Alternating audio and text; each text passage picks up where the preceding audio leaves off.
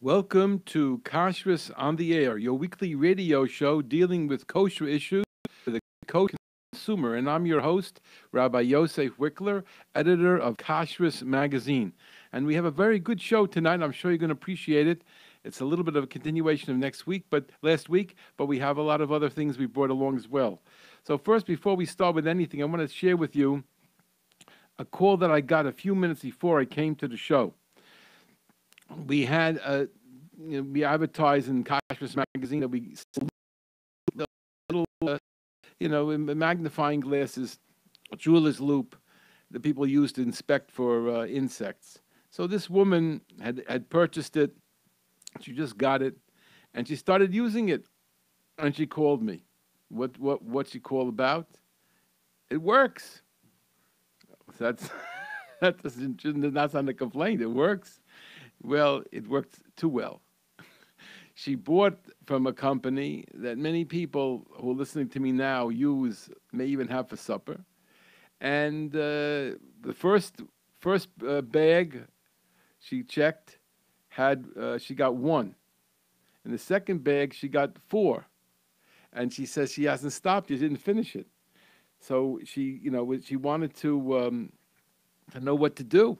Well, I said, you got to get a hold of the Kashrus agency that certifies it and let them know that you have a loop from Kashrus magazine, and now they're in trouble. So this is really a very interesting phenomenon. Many people, they sign on to these different companies because it says in the package, no insects, inside, guaranteed, this and that. And it behooves people to do a little more investigation, either to check themselves a little bit, or better yet, ask somebody in the kashrus world whether that bag is relied upon. I told her that I didn't think that was a good company to start with, but be that as it may, she's going to try to contact the Hashgacha agency. Now, I brought in today a little clip which also was within the last hour or so. It was about 4 o'clock. We recorded this. This woman, Mrs. Klein, is in California, and I think, well, her story is really understandable, so we'll just hear the clip. Can we hear it now, Nisim? Okay. This is Rabbi Yosef Wikler, editor of Kashrus magazine, and I have with me right now Mrs. Shifra Klein, who is the head of Mitzvah Herbal Co. And that's a program that's providing products that were produced with cannabis. We're getting into exactly what kind of. It's not a marijuana. It's not a stick of marijuana, but it's something that was developed from there, which would be helpful for people who have special needs. And we're going to hear some of it from Mrs. Klein directly. Mrs. Klein, first of all, welcome. Thank you very much for talking with us. My pleasure. Would you give me a little bit of an idea of what caused you to start the Mitzvah Herbal Co. Okay, so we actually started the research on cannabis about 2 years ago. Right. And we were looking into it for a different means to treat our son with autism.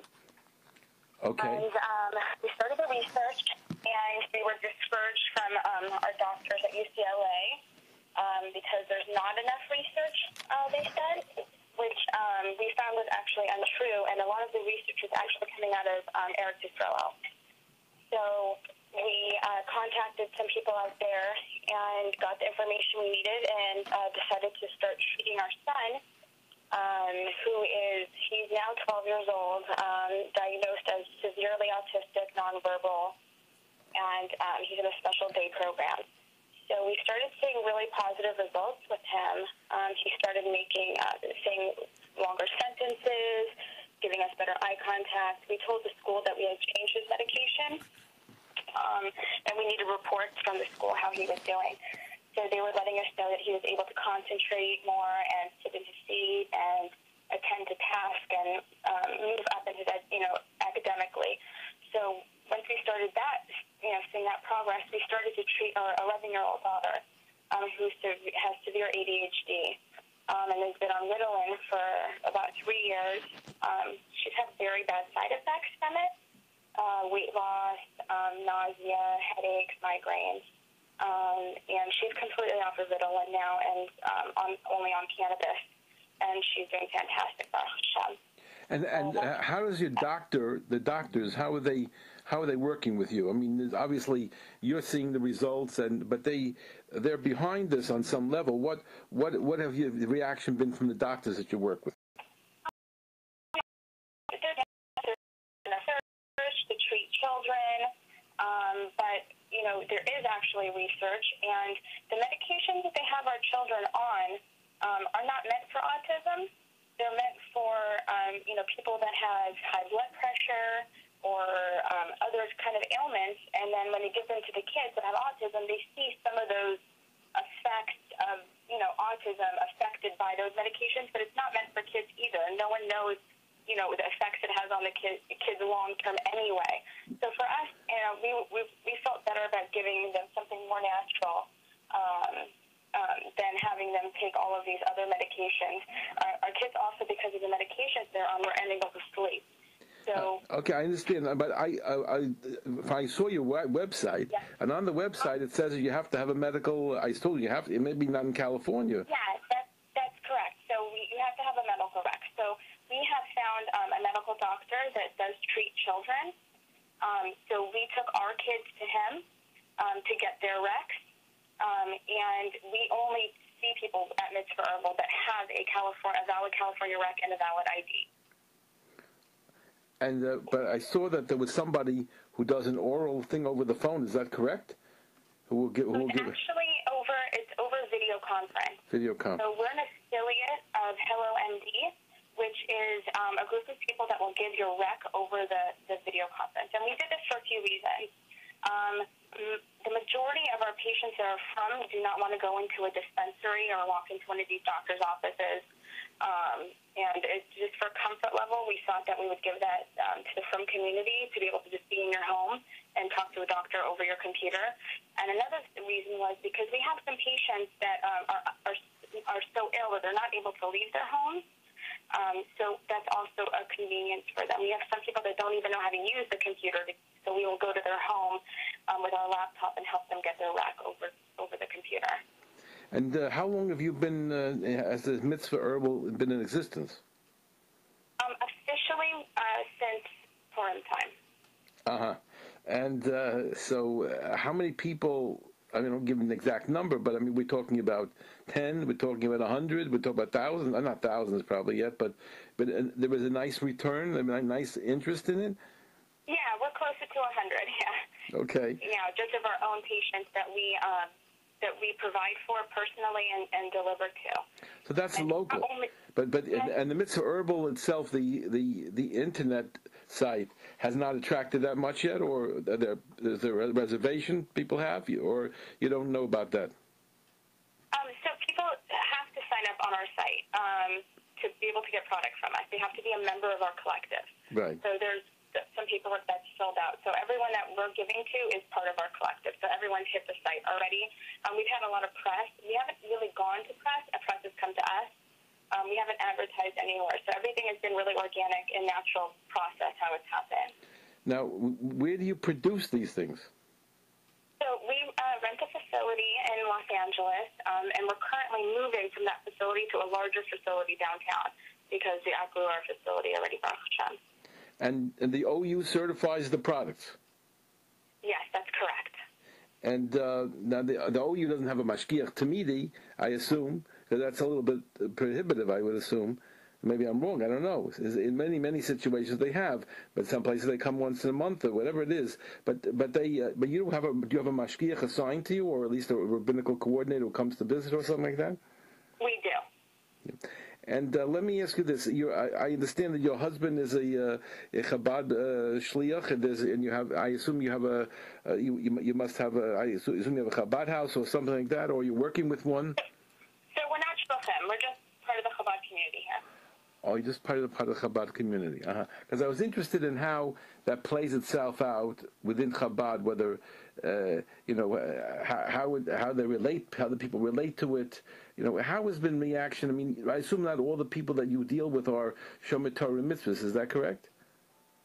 It's really interesting. We have an interesting patient base. I'd say like more than half of our patient base is from. You're right. But we do actually have some non-Jewish patients as well. And I believe that we ask our patients, why they choose us over other people. And the reaction that we're getting from everybody is really the patient care, because we do a lot more than just provide a kosher product. So what we're doing is, besides going in their home, helping people get their recs, it's more like a chesed for us. So we have one family that needs nursing care in the home. And they're going out of town, and they need, nursing care, and they couldn't find anyone. So we went out and found the nursing care for them. They needed funding for it to help subsidize that. We found the funding for it. We have a patient that gets her chemo treatments at Cedar Sinai every single day. And during that time, sometimes she needs babysitting care for her. She has a 1-year-old child and needs grocery shopping done. We make sure that gets done for her. So there's a lot of other things that we're providing that most people are not even getting from their local dispensaries.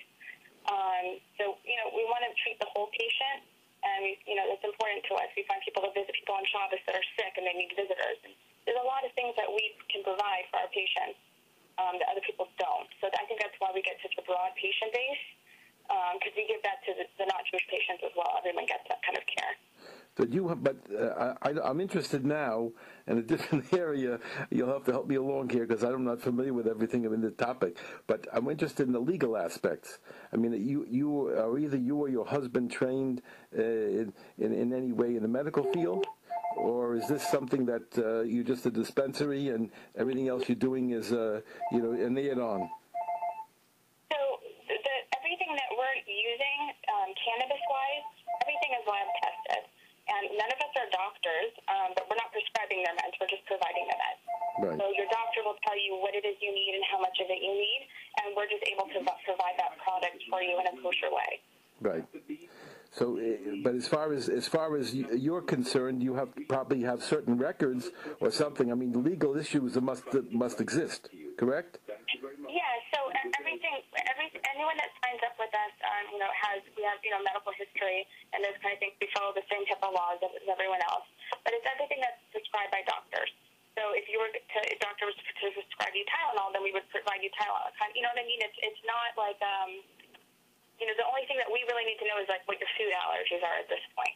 If your doctor tells you they want you on a certain amount of cannabis, we're able to provide a cannabis just like you would go into a dispensary and get the cannabis there.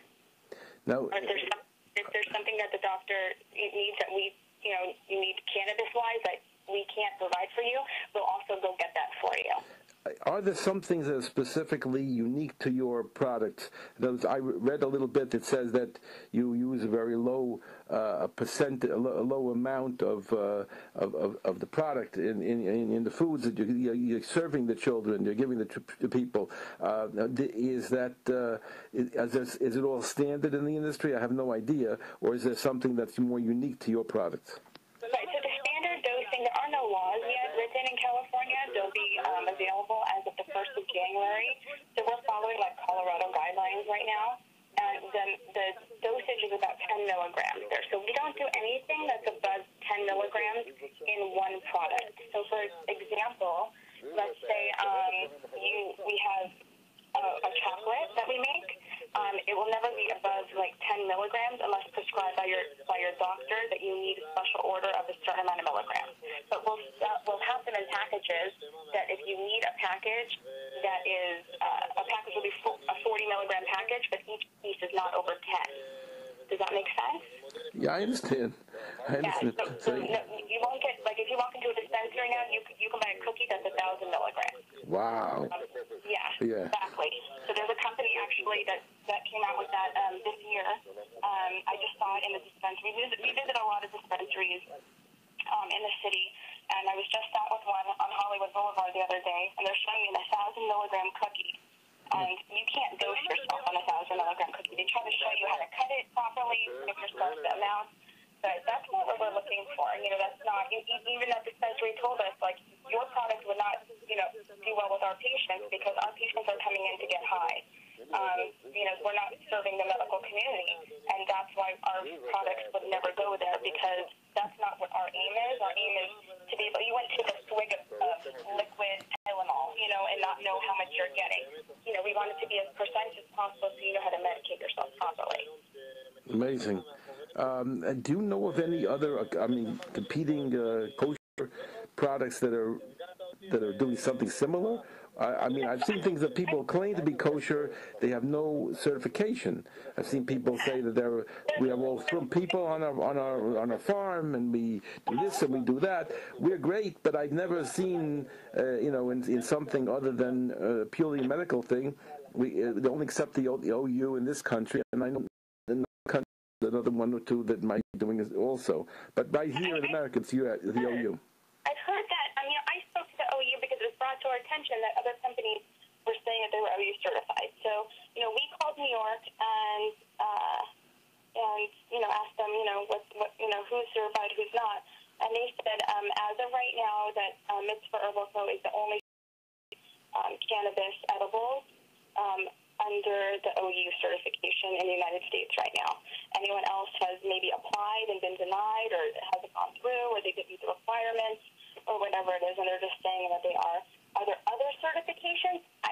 No, I don't know. I'm just saying if you've heard of anybody else coming out there right now that's kosher. I don't think there is. That really is kosher certified. I'm talking about there are people who claimed that we make a kosher product that I've come across. Correct. Yeah, there's a few of those that they use only kosher ingredients or whatever it is. Yeah, it was important to us to get the OU. It took a long time for us to get it. We met with them quite often, quite a few times. It took us about 8 to 9 months. We really wanted to show them data. We wanted to show them that we're real people. We're not trying to just, make a buck, that there are rabbis in town that we are helping, Chabad rabbis, not Chabad rabbis, that are using our products. And just because they know that I'm making it in a kosher kitchen and they need the medication. And how important it was for us to have the OU so everyone felt comfortable eating the products that they needed. Now, let me ask you one more question, Mrs. Klein. The products that you have, you've been dispensing them for a few months now. Have you heard some interesting stories and some interesting feedback from some of the people that you're servicing? Oh yeah, definitely. Baruch Hashem, it really drives us because it's not easy. We're working as a nonprofit right now. And I'm not teaching anymore. I'm a special ed teacher, and I'm only working on Sundays now with our local friendship circle just because this got so big, so quick that I need to be doing it full time. So, it needs to be worth our while, and it is worth our while if we know we're helping people. So we've heard, we have one rabbi in town who let us know that, it was for depression, and he let us know that he's been on medication his whole life, and this is the first time where he's able to get out of bed on Shabbos and feel good and, spend time with his family and take his wife out on a date for the first time in a long time and really, enjoy being here. And it meant a lot to us that, we were able to provide something that Hashem gave us and that, we were the keli that was able to provide that for him. We have one woman in town who her chemo has caused neuropathy in her hands, and she's unable to hold her baby, take him out of the car seat and stuff, and is in terrible pain from the chemo. And that's alleviated her pain. She's able to hold her child, and just, hearing this from a 30-year-old mom, it really drives us. Besides, so we see it every day with our own children.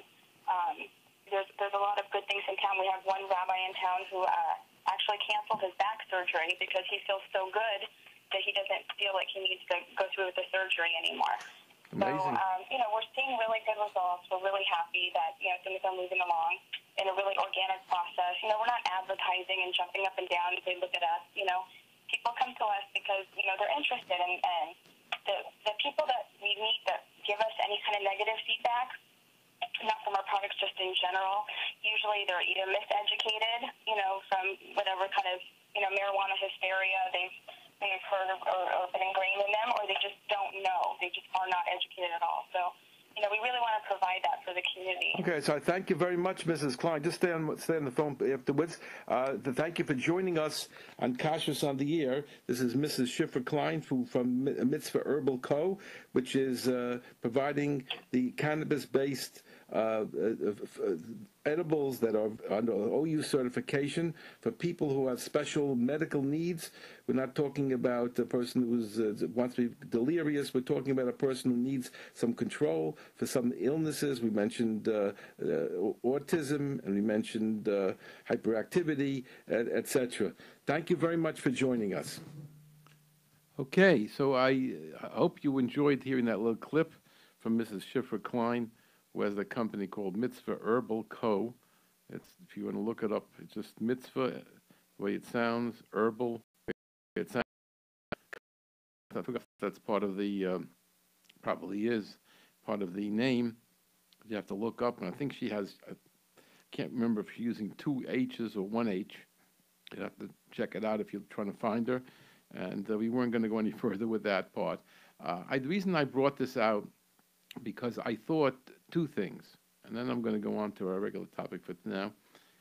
The 2 things I thought of was that this really may be, I don't know if it is, this really may be a Yeshua for some of those people who are having very difficult times with the children, who have the ADHD and have the autism, and some of those medications are not working well. Unfortunately, I've seen it where some of the medications are not effective enough. And, of course, it has to be done under proper control with a doctor prescribing it, somebody monitoring it, and proper research into it. Make sure that you're really satisfied with it before you get started with it. But it sounds to me like there's something really there, and maybe it's going to help be a stickler Yeshua for some of the difficult situations we have with children today. And the other aspect, which I thought was also important, is that this woman, is showing a different look to this question about the marijuana, because the initial reaction that I had, and I think almost everybody had, was, oh, he was giving hashgacha to marijuana, and it's going to come to being recreational, which of course is definitely going to happen anyway. But the point is that at least here with this one woman, I could be fooled, but the way it sounded to me from everything I read and everything I said when I spoke to her, I just felt that this is pretty close to L'Shem Shemayim, and that was a breath of fresh air, and I wanted to share it with you. And now I'm going to go on to a topic I started last time, and I hope to finish it in time because I don't want to do it again.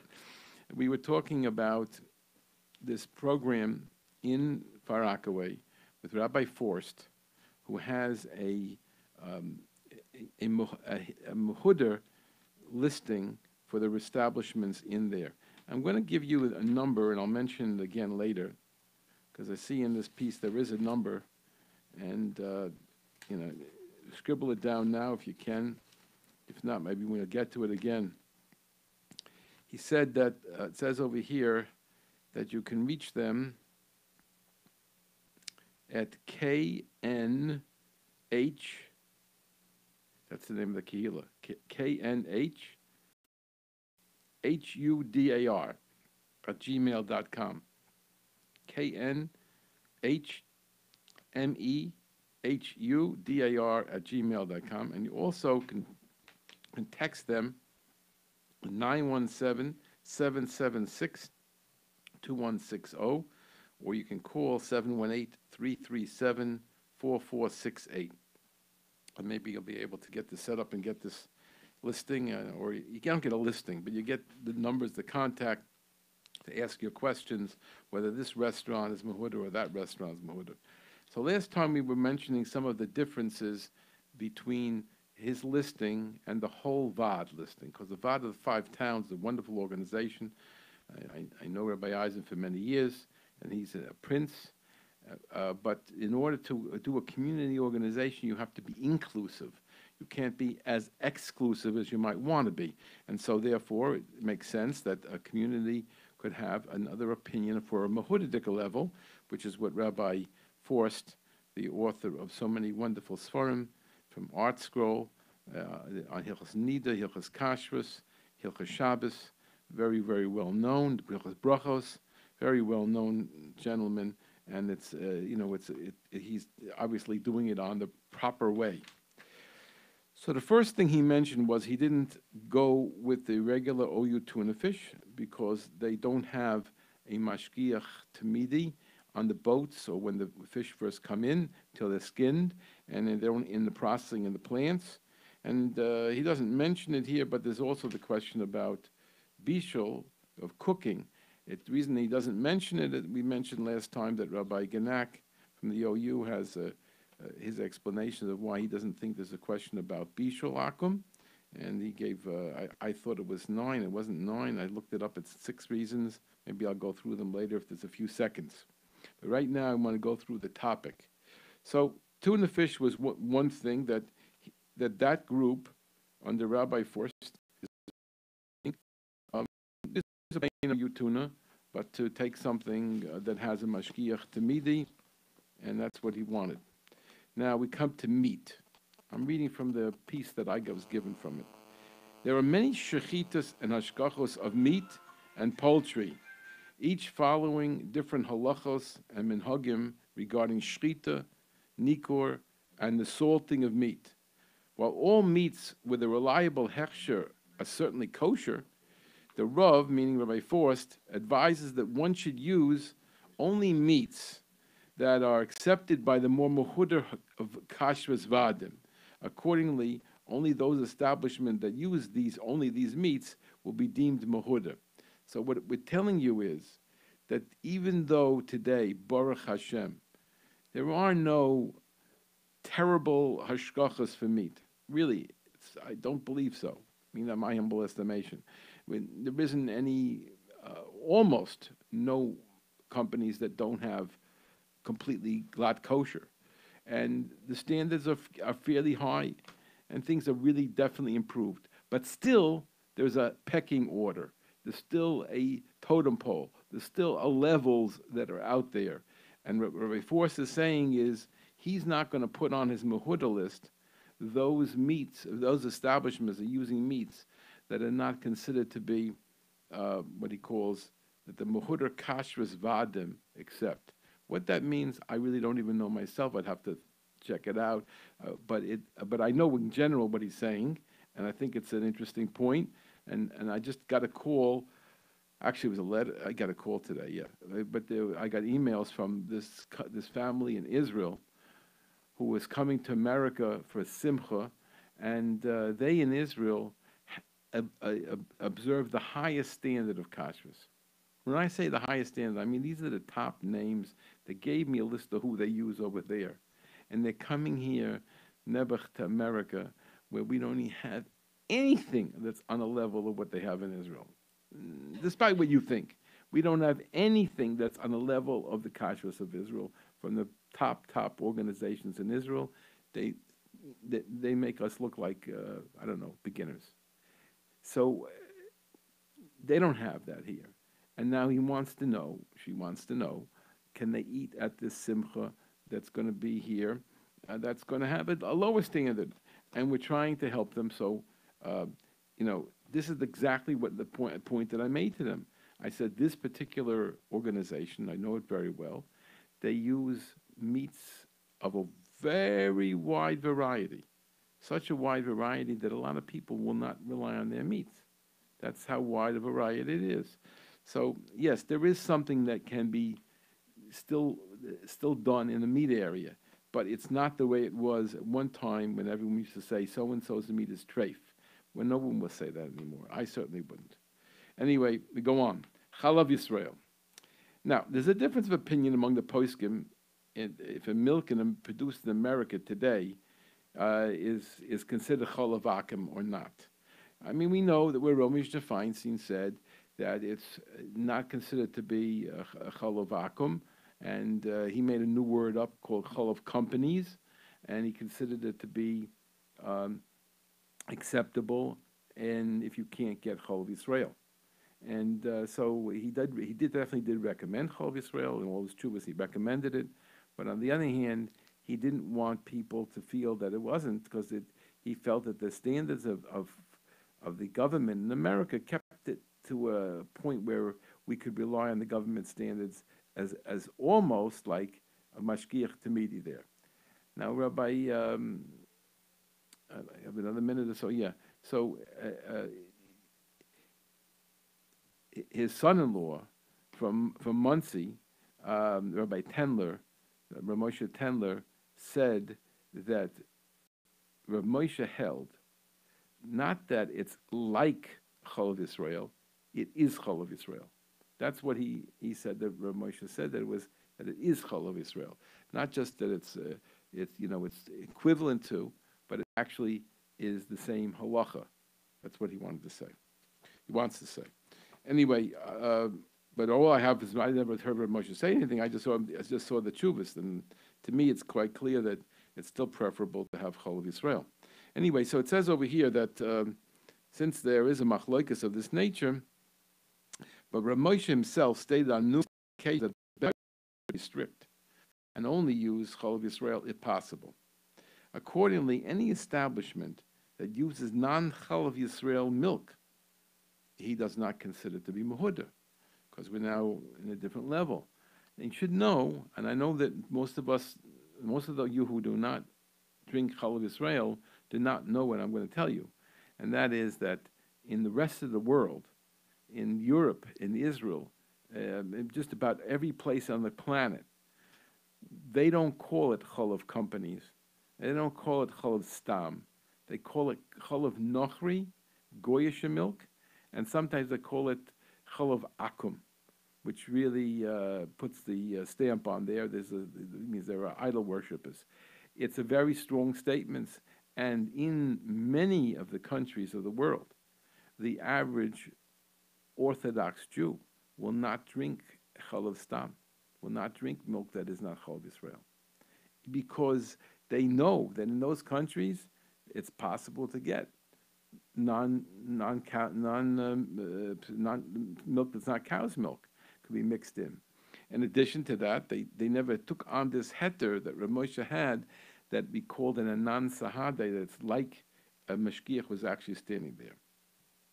Then we come to vegetable infestation. Our old friend, right? All fresh vegetables that are served in any establishment under the Vad of the 5 towns are checked by competent mashgichim of the Vad. And I'm telling you, I know just recently they upgraded the whole system all over again. Definitely one of the most serious organizations when it comes to vegetable inspection. However, this is what Rabbi Force is saying, however, there are different brands of frozen vegetables that are used by establishments, and there are many hashgachos and opinions on how and when these vegetables can be eaten without requiring further checking. That's a little bit what we just started off with the checking, and you can find all the bugs yourself. Among the Mehuder Kashrus Vadim, he mentions 2. I'm going to keep the names private. You can pick it up yourself if you get it from them. There are two businesses that he said, though those brands are considered the most reliable, since their produce is relatively free of insects.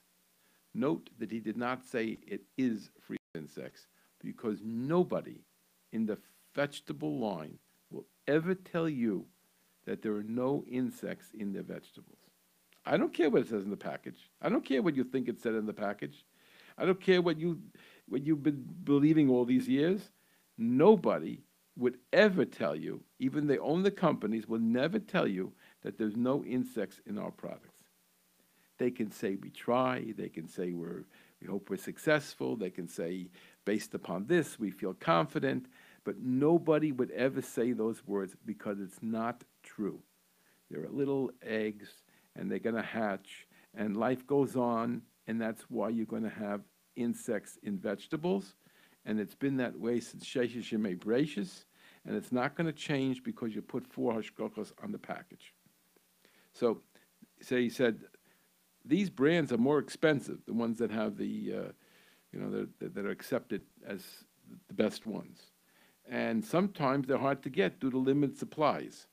Most Mehuda Vadim accept only these brands. The Rav, meaning Rabbi Forst, recommends that a private housewife should limit herself to these brands for vegetables that are often infested, such as spinach and broccoli. Accordingly, we have accepted only those establishments which use these brands exclusively. So why am I not mentioning them? Because I don't stand behind anything. I'm not. I don't have this vod that he has. You can get it from him, and if you want to buy into that, that's fine. To me, I don't have to buy into that.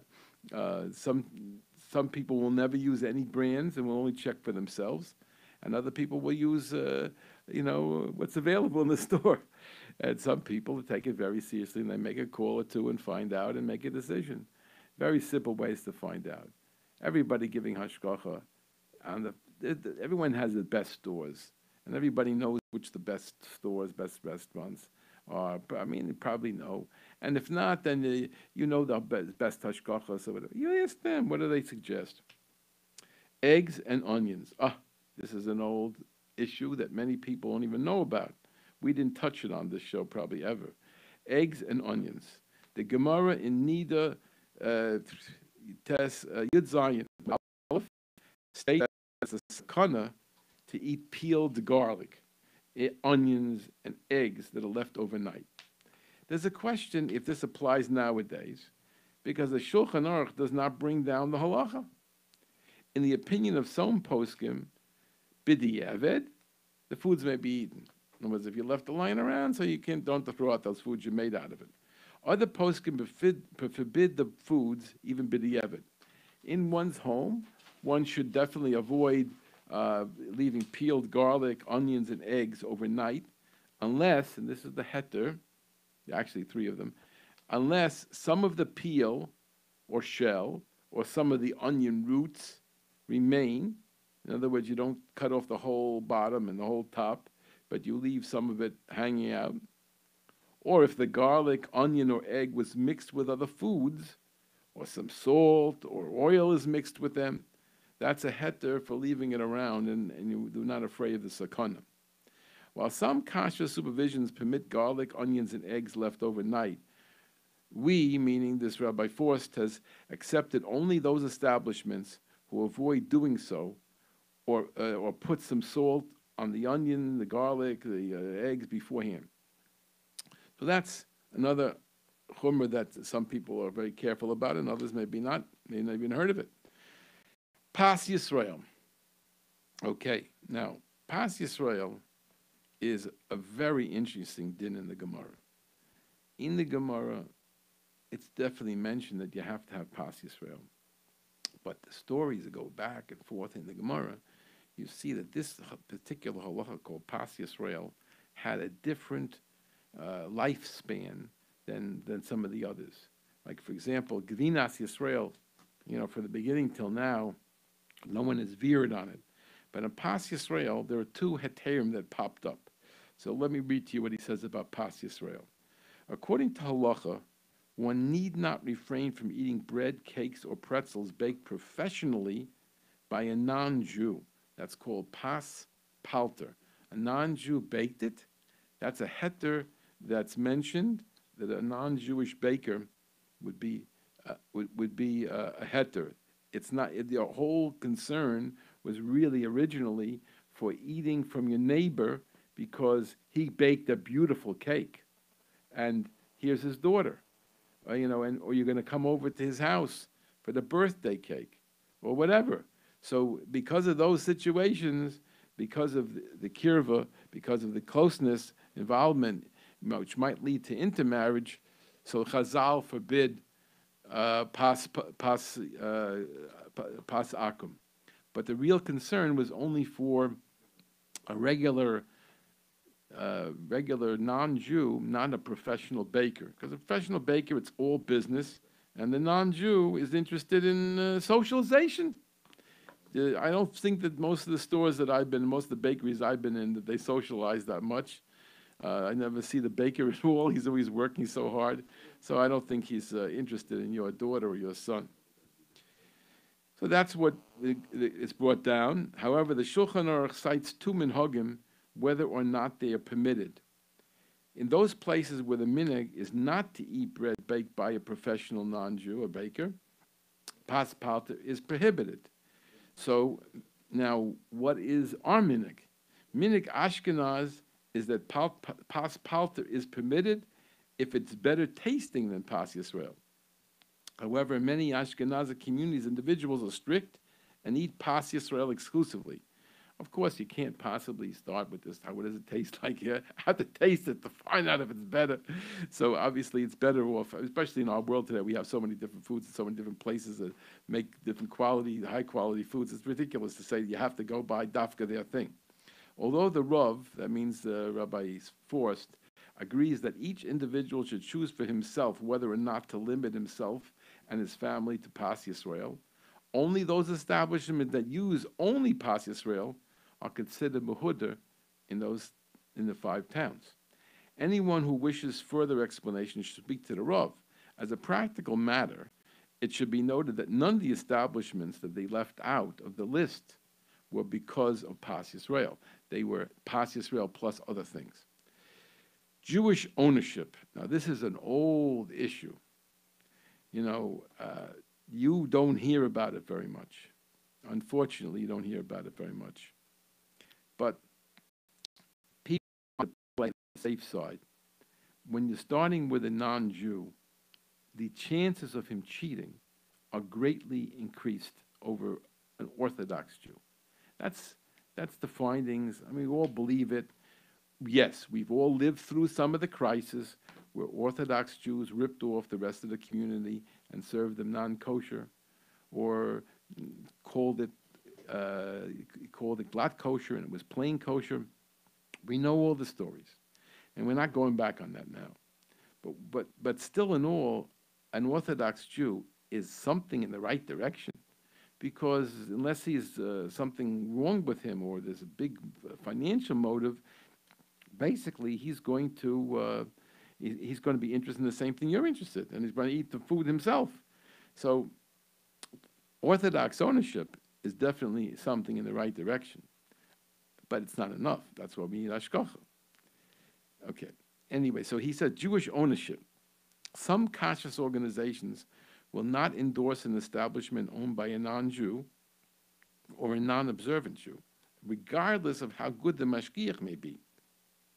It's the VAD policy to require a mashgiach tamidi for any establishment owned by a non-Jew. The Rav will review establishments on a case-by-case basis in determining whether to accept an establishment owned by a non-Jew, even with the mashgiach tamidi. It should be noted that none of the establishments currently considered muhuder are owned by a non-Jew or by a non-observant Jew. Many years ago, I performed a wedding of a couple that came to me, and they wanted the wedding to be in a certain establishment. And I said, that establishment, I don't feel the caterer is strong enough, and I don't want to mislead anybody, and I don't want you to bring any of your friends there unless we do something about it. And it seems that they'd already given a deposit of $1,000. So I said, listen, I have an idea. Maybe you want, if you're really interested in that place, I'll get you somebody who will come down and he'll check the place out. And if he is willing to certify it, he'll give his hashgacha on top of the hashgacha that's there, because the hashgacha there was very weak.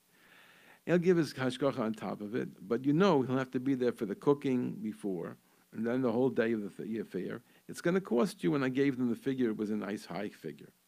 I had somebody who was, I would have trusted him with anything the man said. That's how good the person was, this mashgiach. He was great. I don't know what he does now. I haven't seen him in many, many years, but he was big Talmud Chacham also, young fellow, but at that time, and it was he really could be trusted. So I sent him down, and he checked the place out, and he talked to the owner, etc. And then he came back, and I called him, and I said, "What's going on? You gonna do it?" So he said, "I'm not gonna do it." I said, "Why not?" He said, we're talking about he would have made, I think, about $1,100, $1,200. That's real money, no? So he said, I won't do it. I said, why not?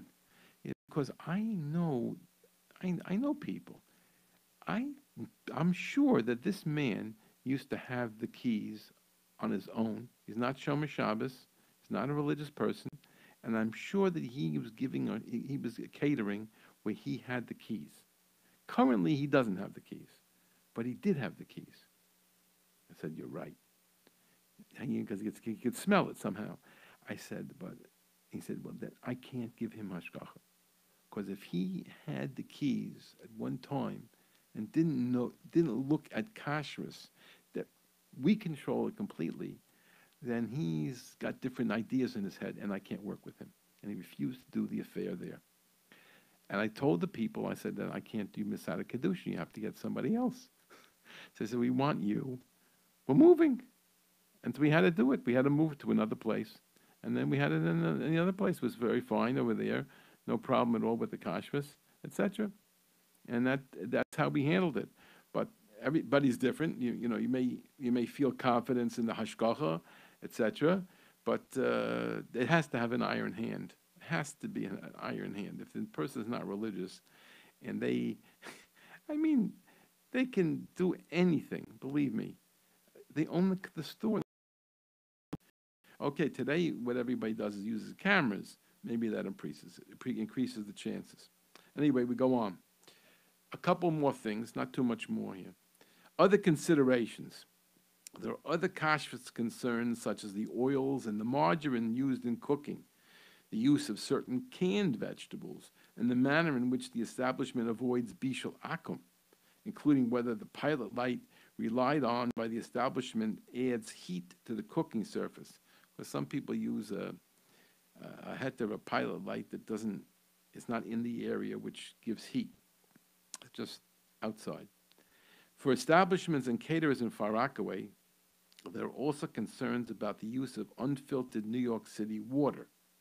The Rav has personally visited and met with the owner-manager of nearly all the establishments that are considered muhuder. There are some establishments that we do not list as muhuder because the proprietors are satisfied with their clientele and are not interested in raising their standards because of the additional cost or bother involved. Not that the rabbi was charging them, but that they would have to do things to use this because he told them, or use that because he told them. They didn't want to spend the money. Like, for example, the vegetables we mentioned before. It could cost them too much money for me to use those companies. I think I can do it myself. These are kosher but not muhuder as per our standards. We're very pleased with the response we received so far, and it goes on to it. I'm not going to belabor all the points here. I'm just going to give you, again, the telephone numbers, and what ends up, you have to really contact them, unless, I don't know if there's a list yet, but at that time there wasn't a list. Anyway, let me give you the numbers again. If you want to get a hold of this organization, which is being run by Rabbi Binyamin Forst, who is this famous Paisek and halachic authority who was, wrote so many svarim for Art Scroll. And he established a listing of muhuder restaurants and eating establishments and probably bakeries and stuff like that that's out in the 5 towns. Then you can contact them with the following methods. Number 1, you can email to KNH Muhuder, MEHUDAR @gmail.com. Also, you can text them at 917-776-2160 or call 718-337-4468. The number again, 718-337-4468. Texting 917-776-2160 or email to knhmuhuder, MEHUDAR @gmail.com. I don't know what they're up to because I didn't contact them yet.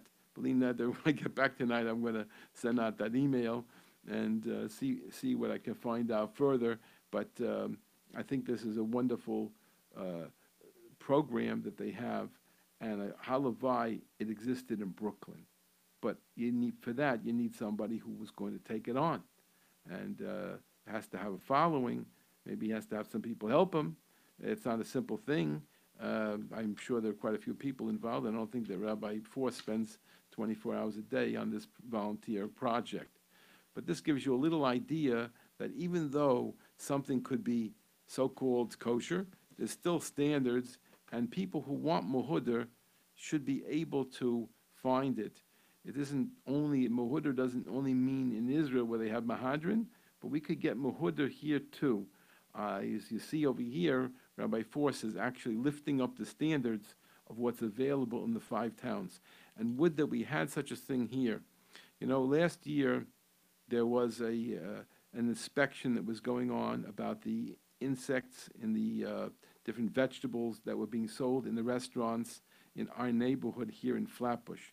There were several men who went around and they examined a lot of the stores, and they went several times, and they spent their own money, and they bought vegetables and checked it, and found insect after insect after insect coming back. In one particular case, one little salad that you could eat in a few forkfuls, you know, it costs $11, but it's from a restaurant. So how big is it? You know, it's like a cereal bowl or something.